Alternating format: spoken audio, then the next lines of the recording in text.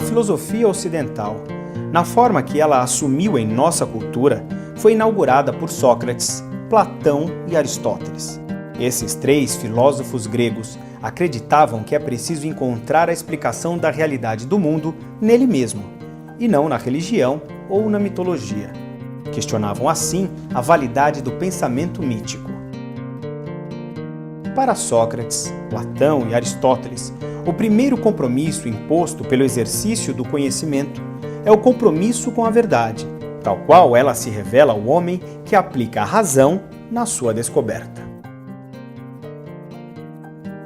A filosofia grega nasce como um esforço de superação do pensamento mítico, guiada pela ideia, pela intuição genial dos gregos de que esta explicação sobre os fenômenos, sobre os dados da nossa experiência, deveria ser encontrada na própria natureza das coisas. Não na intervenção dos deuses, na vontade arbitrária dos deuses, mas era possível, através do investimento da razão, do trabalho da própria razão, encontrar esta explicação imanente na própria realidade do mundo. A filosofia grega buscava a superação racional da mítica, afirmando a condição do homem como fundada numa essência, imutável e eterna, perfeita em si mesma, mas comprometida por seu vínculo à matéria. A ideia é que cada ser traz em si mesmo, traz dentro de si mesmo, um conjunto de características permanentes que definem a identidade desse ser. E todo o seu comportamento, todo o seu modo de ser decorre dessa essência. Por isso, da gente dizer que, para eles, o agir segue o ser. Ou seja, cada objeto, cada ente, cada indivíduo vai agir de acordo com a sua própria natureza. Todo o esforço da filosofia, além de conhecer todos os objetos do mundo, era de conhecer também a natureza humana, porque era em função desse conhecimento da natureza humana, dessa natureza que era uma substância que constituía assim uma essência definitiva, é que nós podíamos aquilatar também a justeza, a correção, a procedência do comportamento humano. O que a filosofia grega está trazendo é exatamente esta capacidade que o homem tem de direcionar o seu comportamento, de direcionar a sua ação, exatamente a partir do conhecimento que ele vai ter da sua natureza. A filosofia, surgida assim como tentativa de explicar racionalmente todos os aspectos da realidade, nasce simultaneamente como proposta de educação dos homens. O filósofo não fica meditando sozinho, ele sente a necessidade de compartilhar suas descobertas, suas reflexões, suas críticas. Os gregos, justamente nesse momento, não percebiam e não valorizavam muito as influências que as circunstâncias, que o ambiente causava sobre o nosso comportamento. Mas, de qualquer modo, o que é importante observar é esta ideia de que esta natureza é o critério maior para os seus valores, para a sua ação e, consequentemente, é o caminho, é o parâmetro da sua educação.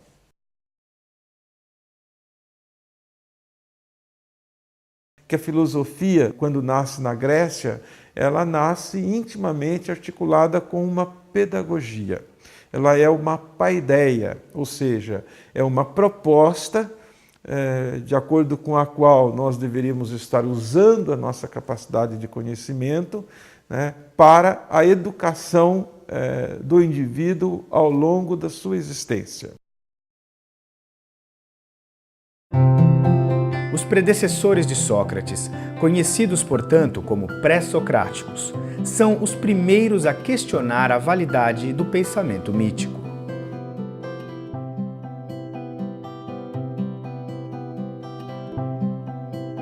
este processo, esse movimento importantíssimo e revolucionário para aquele momento, começa com os assim chamados os filósofos pré-socráticos. Com os poucos recursos científicos, digamos assim, que eles dispunham naquele momento, eles conseguem unificar a experiência humana, unificar esta grande manifestação do real, atribuindo a um determinado elemento físico a responsabilidade pela natureza de todos esses objetos. Todos os seres, todos os objetos têm um arqué, ou seja, um princípio originário. Uns acham que é a água, outros que é o fogo, outros que é o ar, outros que é a terra, outros que é o infinito.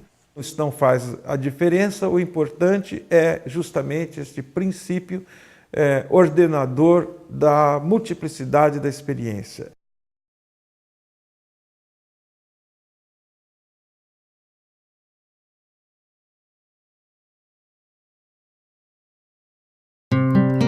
Entre os pré-socráticos estavam os sofistas.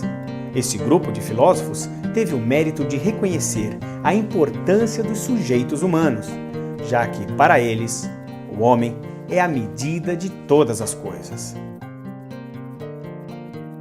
Mas enviesaram esse princípio ao defenderem que isso legitimaria o homem a buscar apenas seus interesses particulares.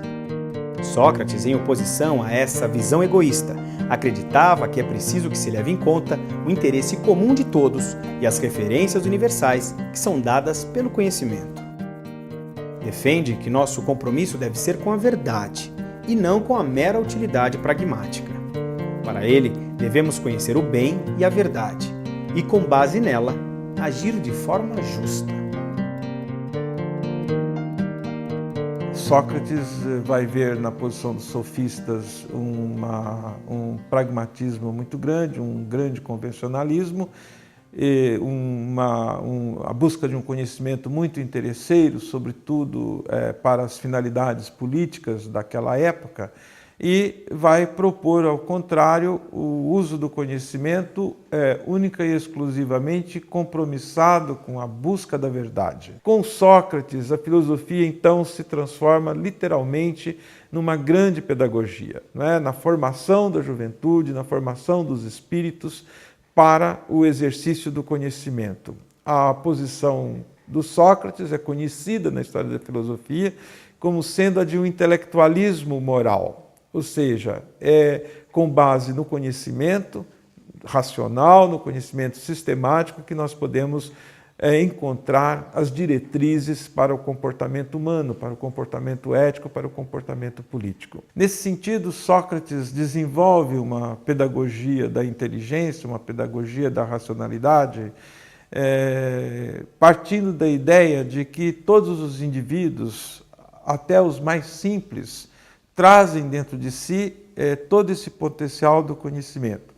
Faz uma proposta de uma maiêutica, ou seja, da arte de partejar ideias, em que o educador, o mestre, à medida em que ele vai interrogando de maneira adequada o seu discípulo, o discípulo vai conseguindo encontrar em si mesmo as razões, as explicações e as verdades.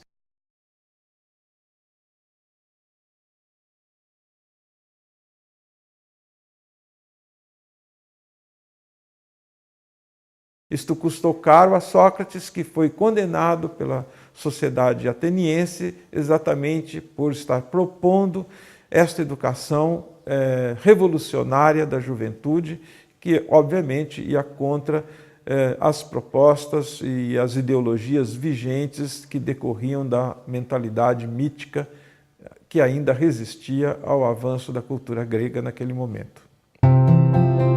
Entre as acusações está a de que Sócrates comete crime corrompendo os jovens e não considerando como deuses os deuses que a cidade considera.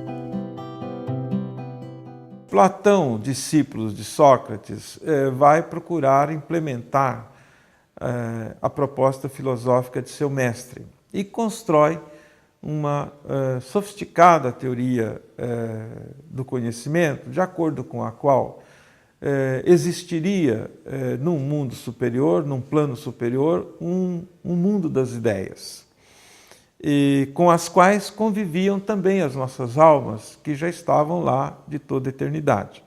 E no centro deste mundo das ideias estava a ideia do bem, que para Platão era a referência maior do mundo dos seres.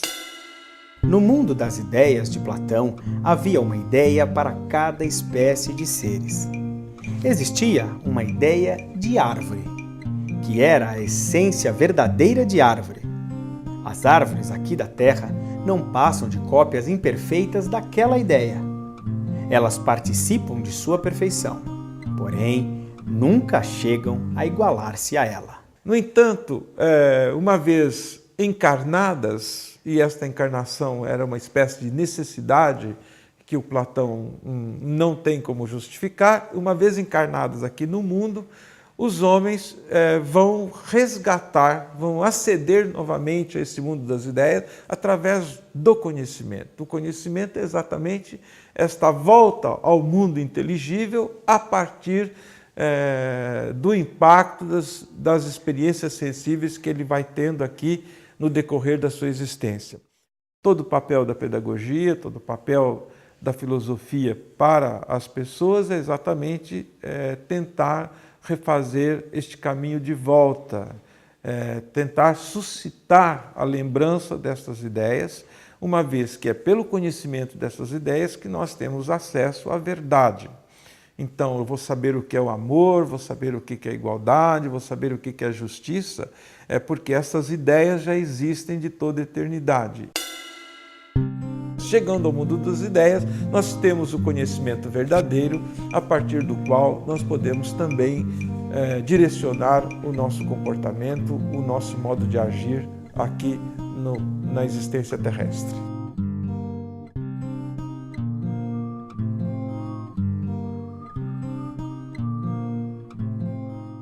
Contrapondo-se a seu mestre Platão, Aristóteles defende que todo ser traz em si mesmo sua própria essência, realizada no mundo natural. A sua posição é realista, ou seja, os seres existem em determinação direta de sua própria essência, isto é, pelo conjunto de características específicas que estão inscritas na substância básica que os constituem como integrantes de uma espécie. Para Aristóteles, existem sim as ideias, mas elas existem nos próprios seres e não no mundo das ideias. E, por sua vez, propõe uma teoria que é conhecida como a teoria hilemórfica, de acordo com a qual todos os objetos, todos os seres, todos os entes são formados por coprincípios. Cada ente se compõe de dois coprincípios. Ele existe e existe sob a forma de uma essência. Então, a primeira composição se dá entre essência e existência. Por sua vez, essa essência se subdivide em outros dois coprincípios. De um lado, a substância, de outro lado, os acidentes. A substância é aquilo que responde pela minha identidade, aquilo que me insere numa determinada espécie, né? E os acidentes é aquilo que me diferencia. Por exemplo, me diferencia como indivíduo, a cor, o tamanho, a forma, a raça, o gênero, etc. E, por sua vez, essa substância se compõe com dois coprincípios, a matéria e a forma. A matéria são os elementos gerais que constituem a nossa substância, enquanto que a forma é aquilo que corresponderia ao núcleo mesmo da nossa essência. E cada ser existe em decorrência da união de matéria e forma, de substância e acidentes, de essência e existência. E a morte exatamente representa a separação. Evidentemente, os seres não são eternos, eles se constituem a partir exatamente desta composição. Matéria-prima e forma específica são a substância constitutiva de cada ente. Por sua vez, a substância une-se aos acidentes que individualizam cada um, formando assim a essência completa do ser. A essência determina como se dará a existência real de cada ser. E nessa essência estão contidas em potência todas as características que cada ente pode desenvolver, mediante um processo de atualização. Os entes se formam e se desenvolvem passando sempre de um estado de potência a um estado de ato. E é assim que se dá no caso da nossa educação. O que está ocorrendo quando nos educamos é um processo de atualização de nossas potencialidades, presentes na nossa essência, bastando que sejam ativadas para se realizarem. O papel da pedagogia é exatamente essa ativação. No caso do homem, então, por exemplo, que ele possa desenvolver plenamente a sua condição de ser racional, de ser espiritual, que é determinado pela sua forma específica. Não é daí chamar a forma específica do homem da sua alma inteligível. Ao ser desenvolvida plenamente, ela se atualiza, ela se torna em ato, a existência em ato. Esta teoria do ato e da potência que determina toda a proposta de ação ética e política de Aristóteles.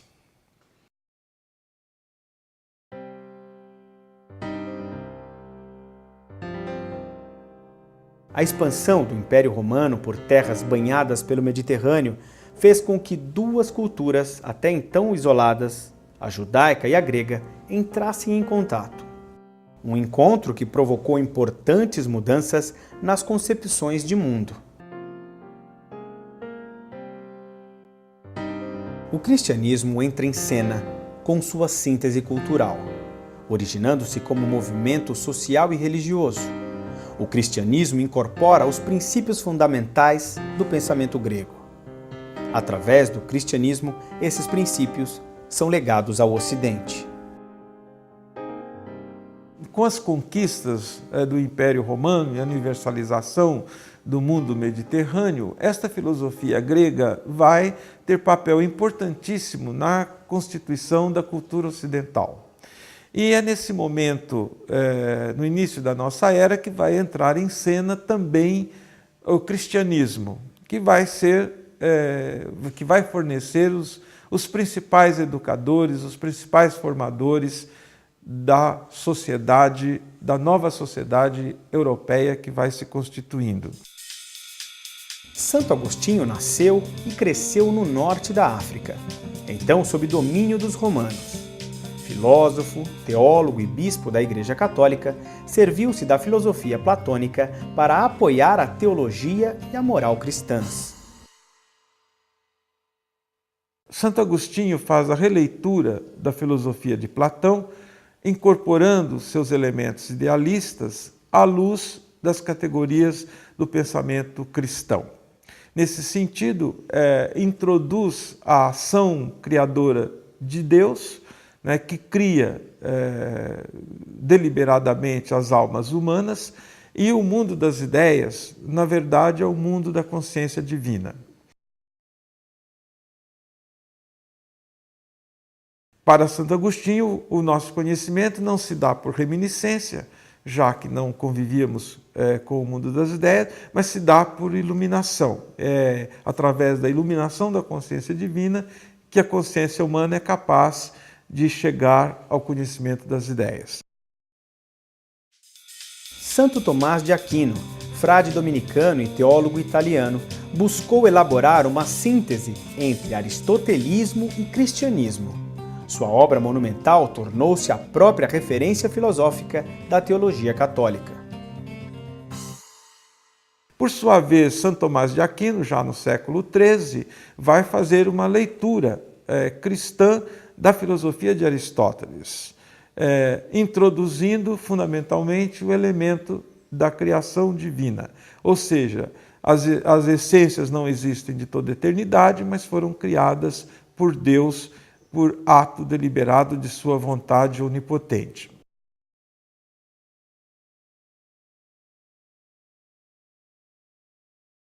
Unindo o pensamento platônico e o pensamento aristotélico com os princípios teológicos do cristianismo, forma-se uma grande pedagogia, a chamada escolástica, que é a grande responsável pela nascente cultura escolar que ocorre na Europa antiga e medieval. Escolástica é uma linha filosófica constituída na Idade Média. Seu conteúdo é formado pela síntese das doutrinas de Platão e Aristóteles com as doutrinas cristãs. Foi uma tentativa de harmonização de duas esferas, a fé e a razão. Santo Tomás de Aquino foi o maior representante da escolástica. Trata-se de uma pedagogia fundamentalmente essencialista que reproduz esta proposta grega, particularmente a proposta aristotélica, no sentido de que educar é levar a criança do estado de potência para o estado de ato representado pela idade adulta.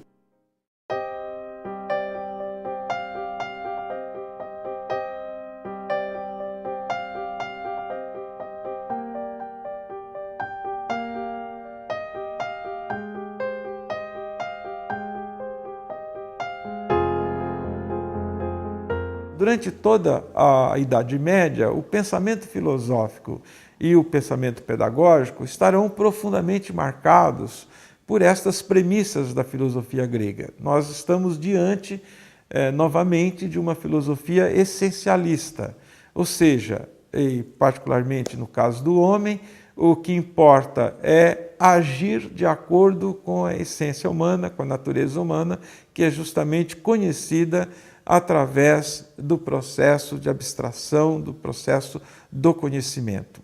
Uma vez conhecida essa natureza humana, nós podemos deduzir com razoável tranquilidade quais são as diretrizes para a nossa ação ética no plano individual e para a nossa ação política no plano coletivo.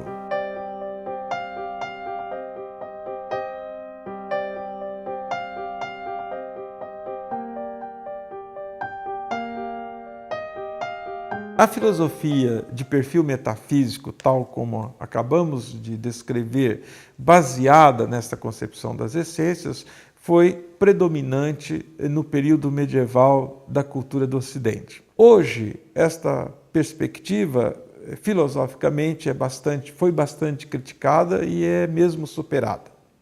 No entanto, não se pode perder de vista que ela teve uma importância muito grande na constituição da tradição cultural do Ocidente.